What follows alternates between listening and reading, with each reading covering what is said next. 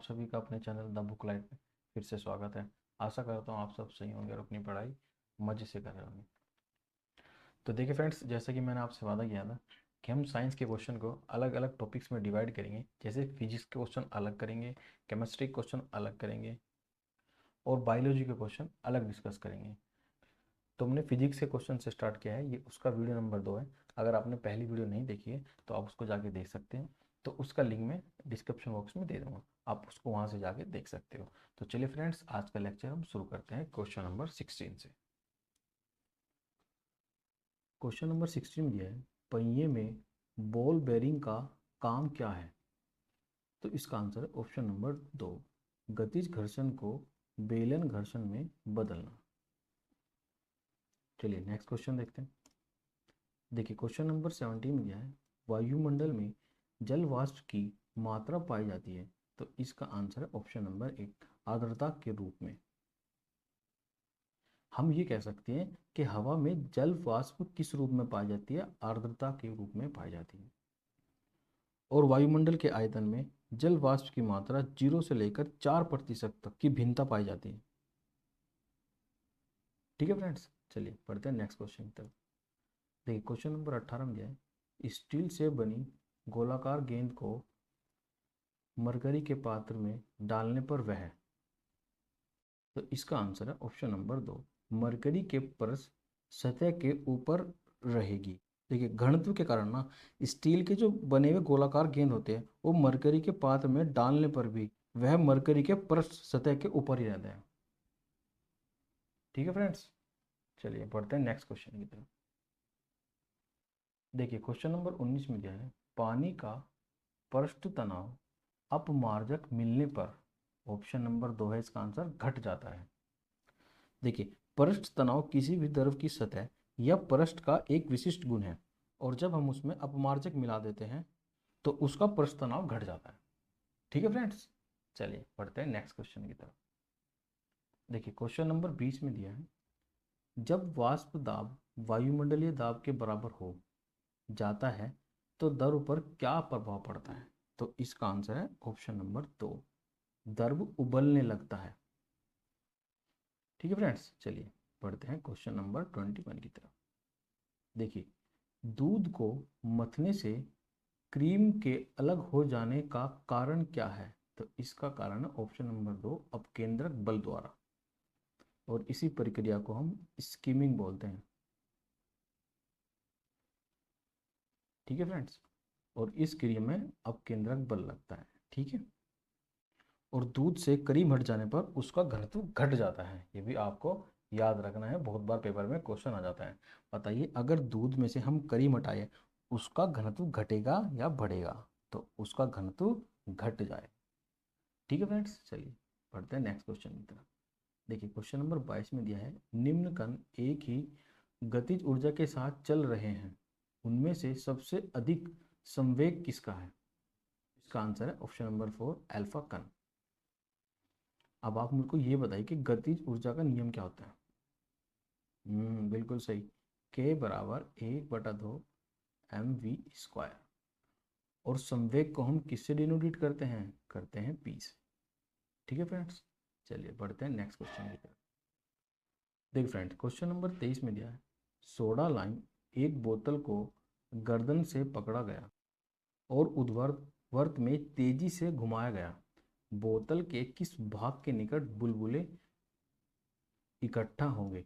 तो इसका आंसर है ऑप्शन नंबर 3, गर्दन के निकट।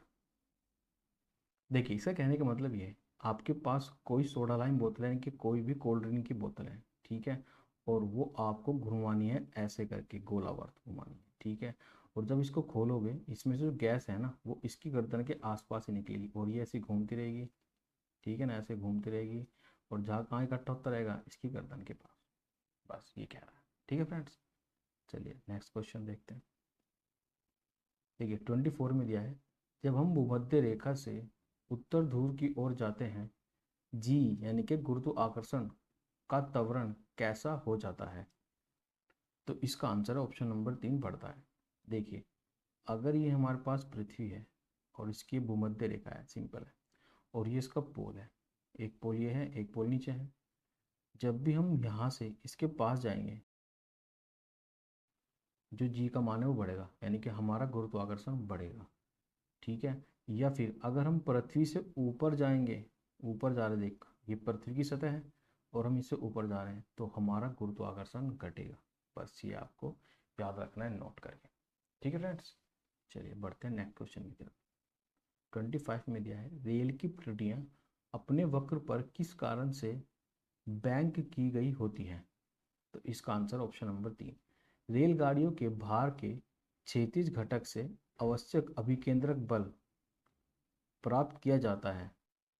तभी तो रेल इतना वजन उठाने के बाद भी बैलेंस में चलती है, बिकॉज ऑफ अपकेंद्रक बल।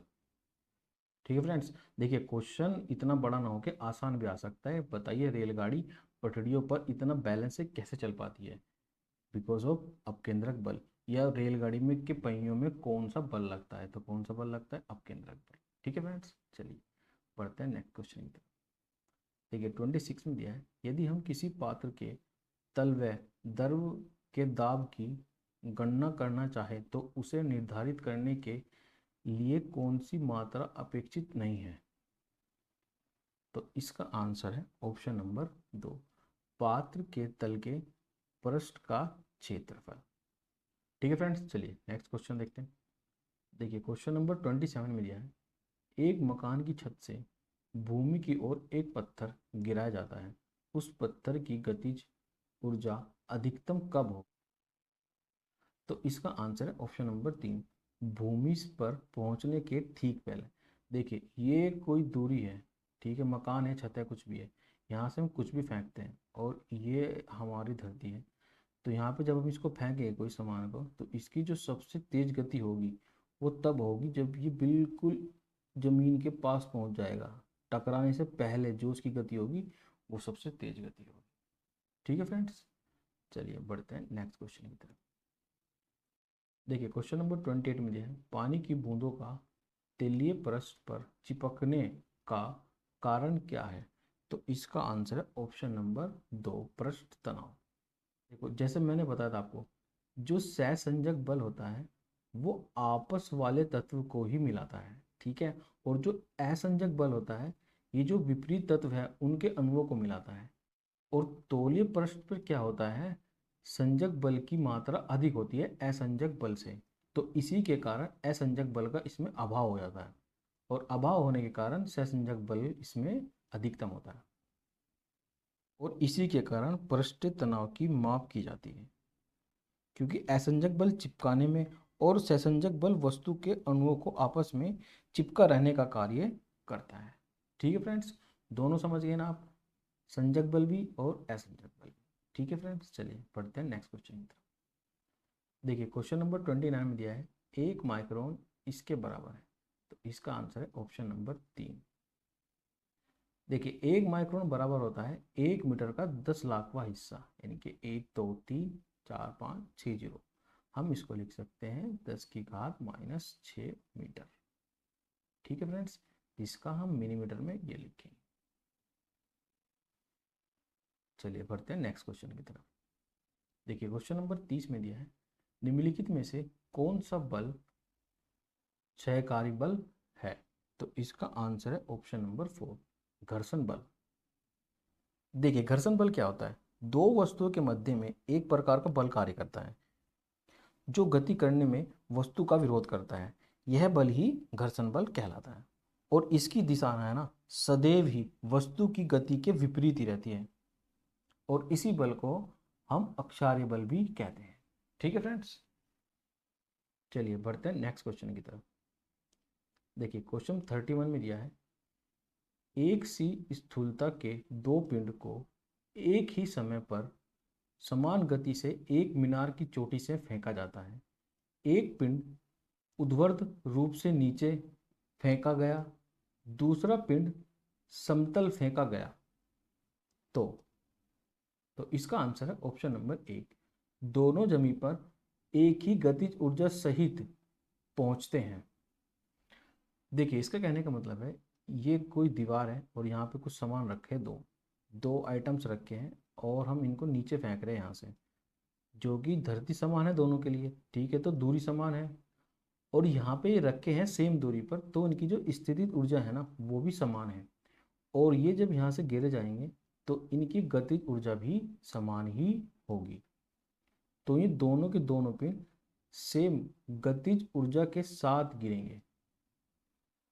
ठीक है फ्रेंड्स, चलिए पढ़ते हैं नेक्स्ट क्वेश्चन की तरफ।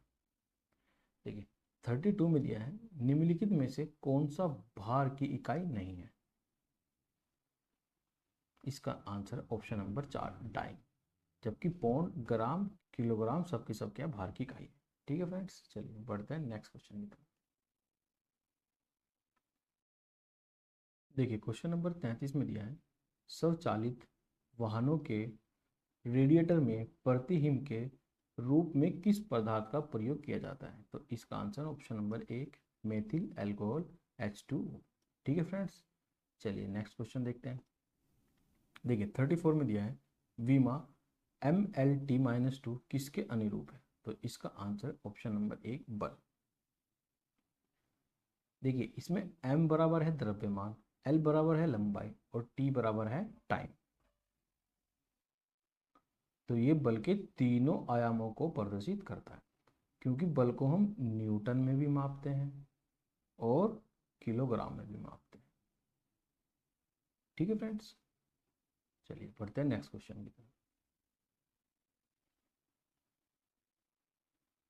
तो देखिए फ्रेंड्स, ये आज की वीडियो का लास्ट क्वेश्चन है। आपको ये वीडियो कैसी लगी आप अपना फीडबैक जरूर दें। अगर आपको वीडियो पसंद आती है तो आप लाइक भी कर सकते हैं। ठीक है फ्रेंड्स, चलिए क्वेश्चन की तरफ बढ़ते हैं।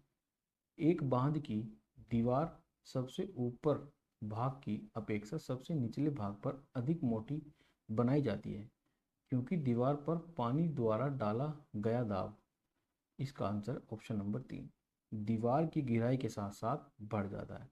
अब देखिए, अब कोई भी जो डैम बनाते हैं ना, डैम तो वो इस तरीके से बनाते हैं, जितना वो नीचे जाता रहेगा उतना वो चौड़ा होता रहेगा। ऊपर से बारीक होता है और नीचे से चौड़ा। पानी की गहराई जैसे जैसे बढ़ती है ऐसे ऐसे पानी का दबाव भी बढ़ता है। इसलिए डैम का नीचे का जो हिस्सा होता है वो ऊपर के हिस्से से काफ़ी बड़ा होता है। आप ये ऐसे देखिए, समुद्र के अंदर जब जितना गहराई में जाते रहते हैं पानी का प्रेशर उतना बढ़ता रहता है। इस वजह से बहुत सारी चीज़ें नीचे नहीं जा पाती। ठीक है फ्रेंड्स, समझ में आ गया ना। चलिए मिलते हैं नेक्स्ट वीडियो में, तब तक के लिए टेक केयर, अपना ध्यान रखिए और पढ़ते रहें। Thank you everyone, thank you very much.